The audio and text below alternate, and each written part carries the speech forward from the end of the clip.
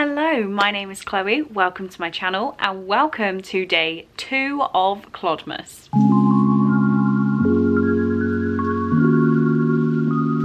So today is my December TBR and I am very excited to tell you what I'm going to be reading this month. It's very weird for me to not be uploading a TBR until the month has already started, but you know, Clodmas called for things. Doing a video every day this month means that I'm going to have to change my usual scheduling, but we can cope with it. So what I have to talk to you today are my book club, my Patreon reads, and a readathon I am taking part in, which is the Reindeer Readathon hosted by Eric from Break Even Books. And it's my first time participating, so I will get more into that in a second, but yes, very excited. So first of all, my book club, Chloe's Crime Scene Corner, is doing a buddy read this month, and the book we are reading is The Family Upstairs by Lisa Jewell. I can't believe I haven't read this one yet, and if you're completely oblivious to what I'm talking about, I run a book club called Chloe's Crime Scene Corner where we read true crime and dark fiction. So this is basically a thriller, but it just seems a little bit darker than that. So this says, in a large house in London's fashionable Chelsea, a baby is awake in her cot, well fed and cared for. She's happily waiting for someone to pick her up. In the kitchen lie 3 decomposing corpses. Close to them is a hastily scrawled note. They've been dead for several days. Who has been looking after the baby and where did they go?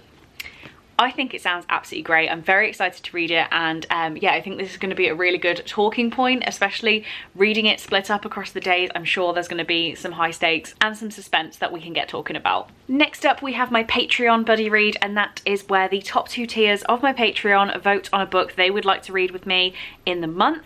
And the book that won this month, it was all a little bit quick because of my scheduling, because when you are watching this, I'm still in the US, and at the time of filming, I haven't left for the US yet, so the scheduling's a little bit crazy. But the book they have picked to read is Court of the Vampire Queen by Katie Roberts.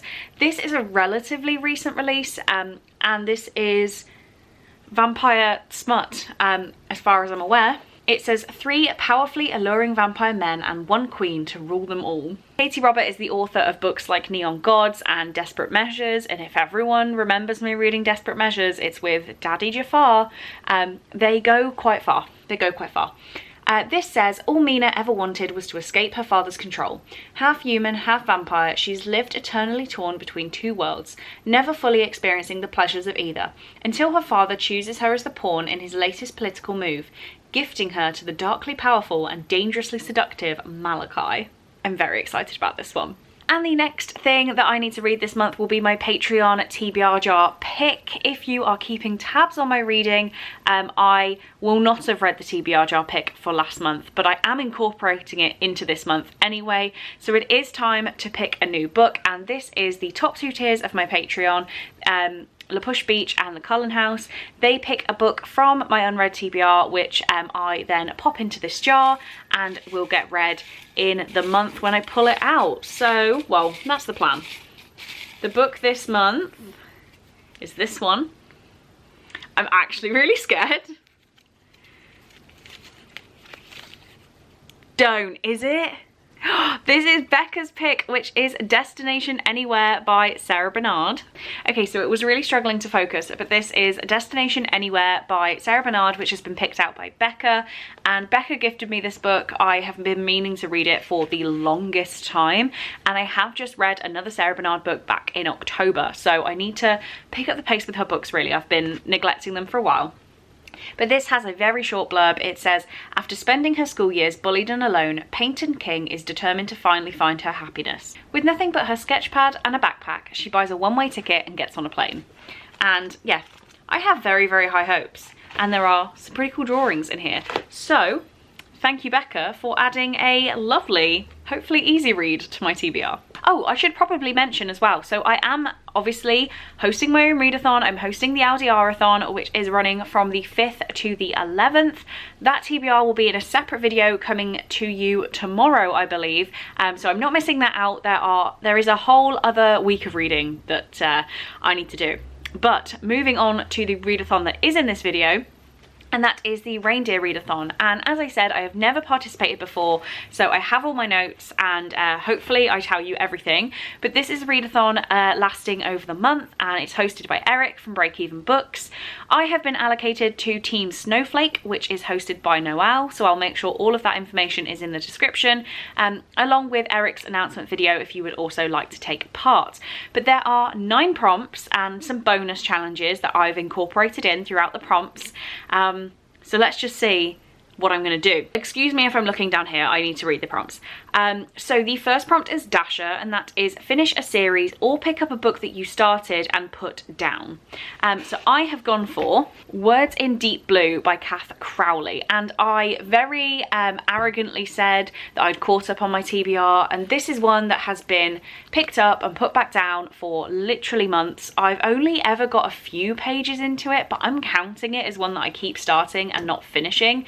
And luckily it's quite short. It's only 262 pages long. So there is no reason that I can't read this. I just for some reason don't prioritize it. So I'm going to prioritize it in December. Next up we have Dancer, which is read a book with cursive, flowy or elegant font on the cover. So I'm counting this, it's kind of those things, but it is Emmy and Oliver by Robin Benway. I've been saying I need to read this for literally months and I haven't got round to it, and I don't even remember what it's about. I haven't told you what this one's about. We'll jump back to this one quickly.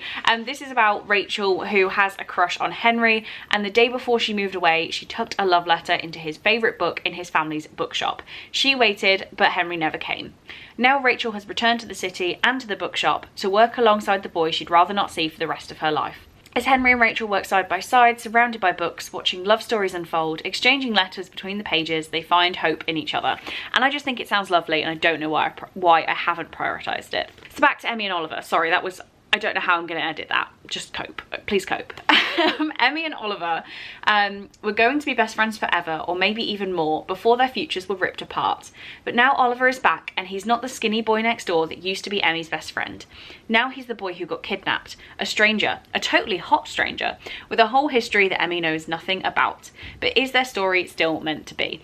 And yeah, I'm very excited by this one. I've had it for a long time. I don't know how I can say I'm excited when I haven't read it in like the 5 years I've owned it. But it needs to get read. It has flowy, elegant-ish writing on the cover, and it counts. Next up we have Prancer, and that is to read a book with your favourite season on the cover, or the book cover has colours from your favourite season on it. Wow, that made me struggle. But I have gone for Maybe in Another Life by Taylor Jenkins Reid. My favourite season is definitely summer. I need to be in the sun. I don't like being cold. If winter didn't have Christmas, it probably would be my least favourite season. I don't like the cold at all. So we are going to jump back into the summer with Maybe in Another Life. This is about Hannah, who at 29 has no home, no career, and no idea what she wants to do with her life. After years of different cities and jobs, she heads back to LA for another fresh start, this time with the help of her best friend Gabby. They celebrate her homecoming with old friends at a local bar, and just after midnight, Gabby asks if Hannah is ready to go. Moments later, her high school boyfriend Ethan offers to give her a ride later if she wants to stay. Hannah hesitates. Alternating between 2 parallel universes, radically different paths unfold for Hannah and the people around her. Is anything simply destined to be? It sounds quite confusing actually. I don't think I've read the description of that in a very, very, very long time.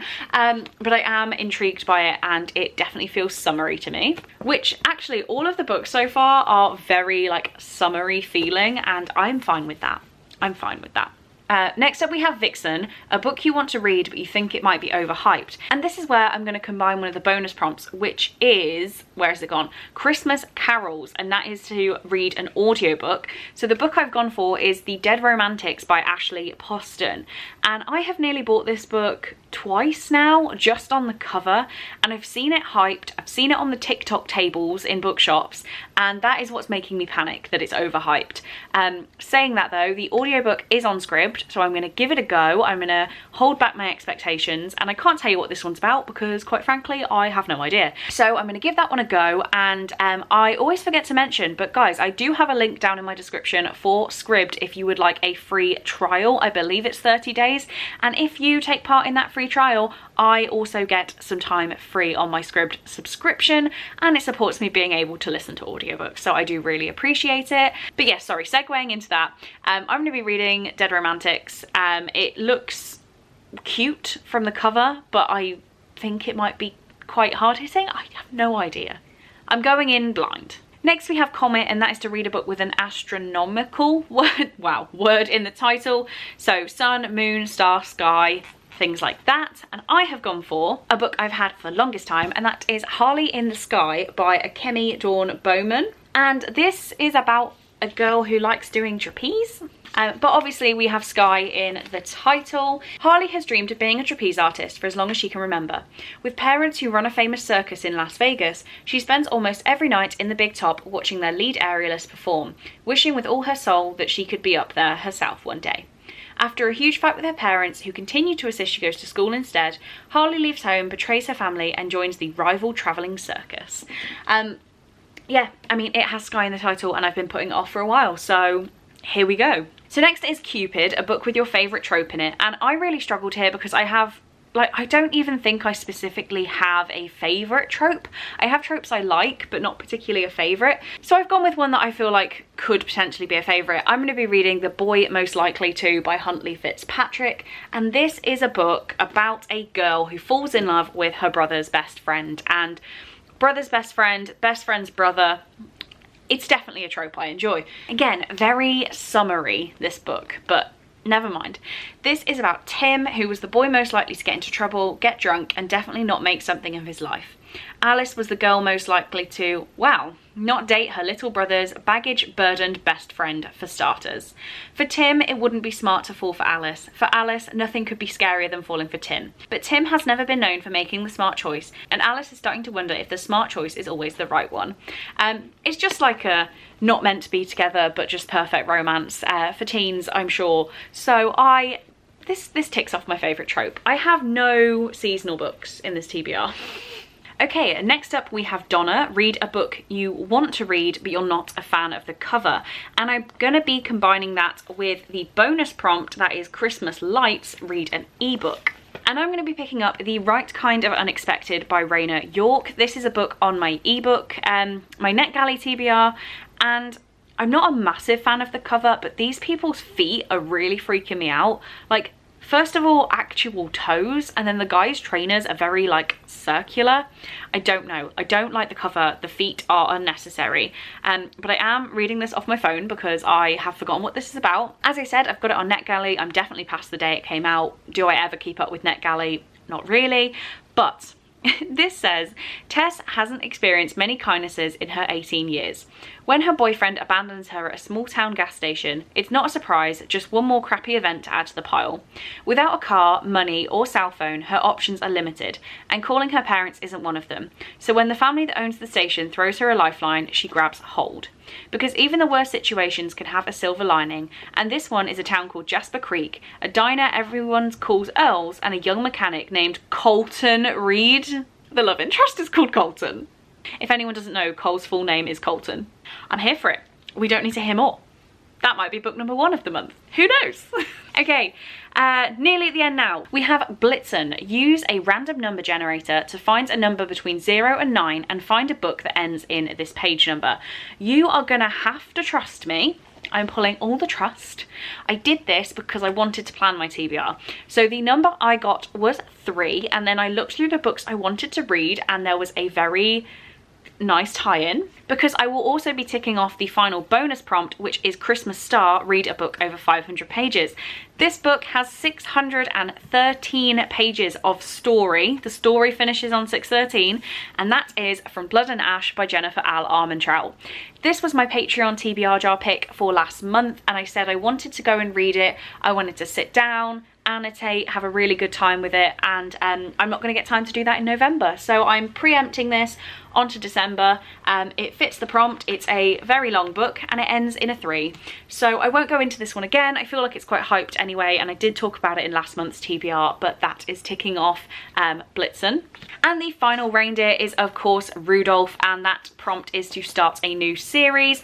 I'm taking it easy on this one. I'm not really a series reader, so I'm going to be reading Girls in Love by Jacqueline Wilson. I have been rebuying the Girls series since meeting Jacqueline Wilson at Yalk, and she mentioned that she'd love to catch up with the girls from this series and maybe discover a story there. So I have been finding the books in these editions, and yes, this is number 1. I don't know when I will pick up the rest, but I'm technically starting a new series, and it says reasons to read my book 1 to 9. I'm not going to read all 9 reasons, but it's the story of 3 girls in year 9.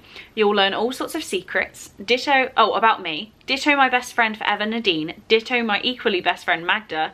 You can squirm at my most embarrassing moments. You'll definitely laugh. I just really enjoyed these as a kid, and I feel like it's going to be a good time again, so happy to be picking this up. But there we go. That is my whole TBR for most of the month. I have a whole extra week's TBR coming to you tomorrow. I'm definitely being ambitious, but it's the last month of the year. We will see how much I can get done, and I'm hoping the readathon really motivates me. So let me know, are you taking part in Reindeer Readathon? I would love to hear. What team have you been put on? Are you taking part in any other readathons? Please do tell me. And have you read any of the books that I'm going to be reading? Do you have big emotions about them? Any big feelings? Rant reviews? Good reviews? Let me know. But on that note, that's all I have time for today. So thank you very, very much for watching. I really do hope you enjoyed, and I will see you again tomorrow. Bye.